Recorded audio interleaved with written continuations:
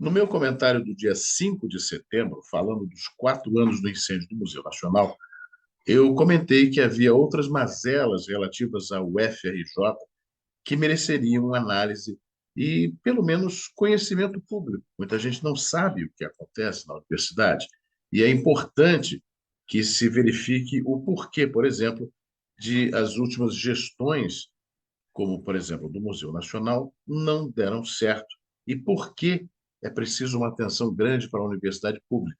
Longe do discurso comum da esquerda, né, no sentido de que é o governo federal, por ser de outro viés ideológico, abandona a faculdade.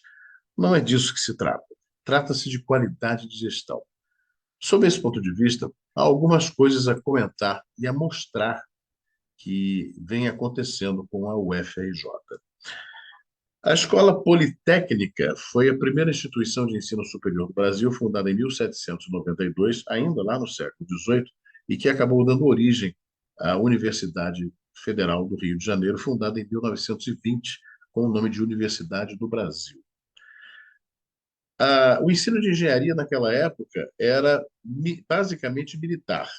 E exatamente para criar a diferença de um ensino superior de engenharia que não fosse militar, surgiu o título de engenheiro civil. A razão de ser do nome é exatamente essa. Pois bem, em 1937 havia um projeto para se instalar o campus da Universidade do Brasil, hoje o UFRJ, concentradamente no Morro da Mangueira. Existem desenhos que mostram isso, projetos que estão na Escola Politécnica, a Escola de Engenharia da UFRJ, lá na Ilha do Fundão. Esse projeto foi modificado e, no final dos anos 50, a junção de 7 ilhas de um arquipélago próximo à Ilha do Governador formou, no caso, a Ilha do Fundão, dentro da qual o campus começou a ser erguido e vem sendo expandido desde então. Né? Falamos, portanto, da questão do Museu Nacional, que foi atrelado ao UFRJ e não deveria ter sido. Houve oferta, inclusive, na década de 90, para que ele passasse a gestão do Banco Mundial, uma oferta que foi recusada em nome da autonomia universitária, como se ela fosse maculada em função disso. Pois a autonomia universitária, que impede várias gestões nesse sentido, acabou causando vários desacertos na universidade, que fizeram com que ela sofresse uma série de incidentes. Vamos ver alguns deles. Você se lembra do incêndio da Capela Imperial, da Praia Vermelha?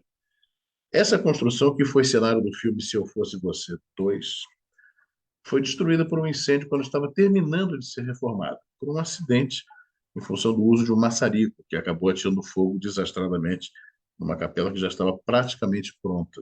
Até hoje, a capela não foi recomposta e não há previsão para que isso seja feito. A reitoria pegou fogo numa segunda-feira depois do segundo turno, aliás, depois do primeiro turno das eleições de 2016.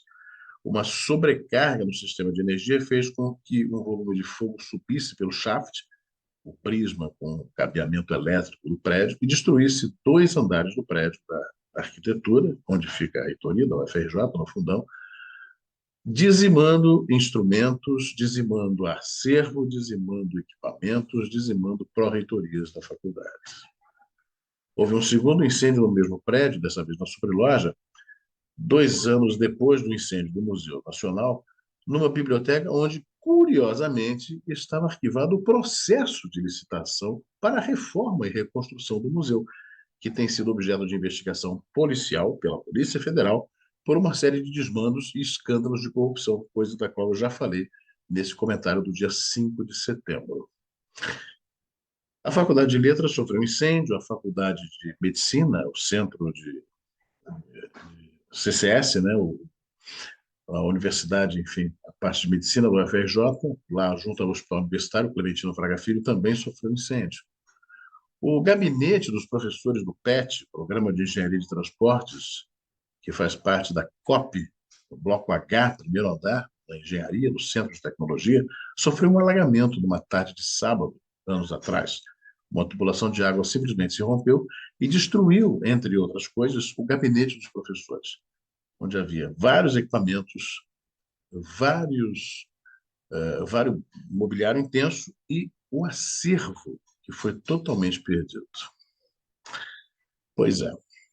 O Canecão faz parte do inventário, né, de propriedades da UFRJ. O Canecão, durante 40 anos, a faculdade, a Universidade Federal do Rio de Janeiro, lutou para ter o Canecão de volta. E, uma vez conseguido, o que a universidade fez? Simplesmente fechou o Canecão por não ter destinação. Hoje o prédio está se desmilinguindo e ainda não existe um projeto, nem uma ação específica para que se coloque essa importante estrutura de volta ao funcionamento dentro do inventário cultural que a cidade tem, dos seus teatros, das suas salas de espetáculo.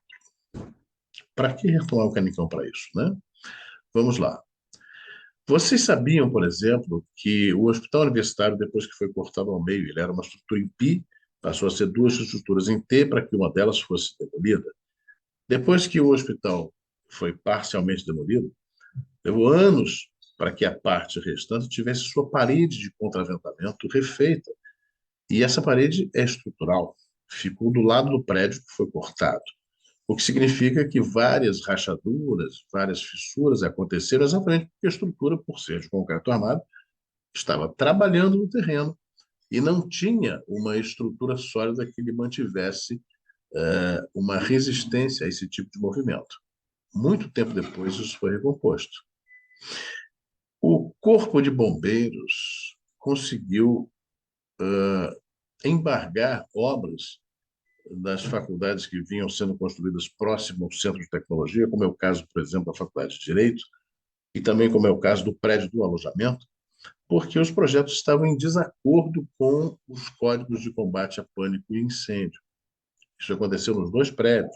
Num deles havia um projeto de um átrio que foi condenado exatamente porque não cumpria regras dos preceitos da legislação em vigor pertinente a incêndio. Um dos prédios teve a obra embargada por erro de sondagem. Foi mal feito e a obra continua parada há mais de 15 anos. A obra do Museu Nacional continuou sob suspeita. E uma coisa que talvez pouquíssimas pessoas saibam. Quando a Ponte do Saber, aquela que liga saindo da Ilha do Fundão em direção à linha vermelha, estava para ser construída, a universidade, a Escola de Engenharia, a Escola Politécnica, ofereceu um projeto de 12 milhões de reais para que a obra fosse feita. A Petrobras, na época, não se preocupem, a Petrobras vai bancar o projeto. E assim a ponte foi feita, por 170 milhões de reais. 13 vezes o valor. 13 é um número cabalístico, né? Um número drástico na história do país. Há quem fale que a ponte teria custado mais de 200 milhões, e ela sairia por 12, por um projeto feito por estudantes finais de curso de engenharia civil da UFRJ. O que eu quero dizer com isso é chamar a atenção para vários desmandos que acontecem na universidade pública. Isso não é privilégio da UFRJ, mas eu sinto por ser exatamente a minha casa, onde eu estudei, onde eu fiz graduação, onde eu fui aluno de 2 mestrados, e isso me dói muito falar, porque é uma casa pela qual eu tenho muito carinho e muito respeito. Respeito que parece que está faltando às autoridades, não ao governo atual, mas aos que tanto fizeram contra a própria universidade, com tanta politicagem e tantas ações demeritórias para que ela fosse adiante.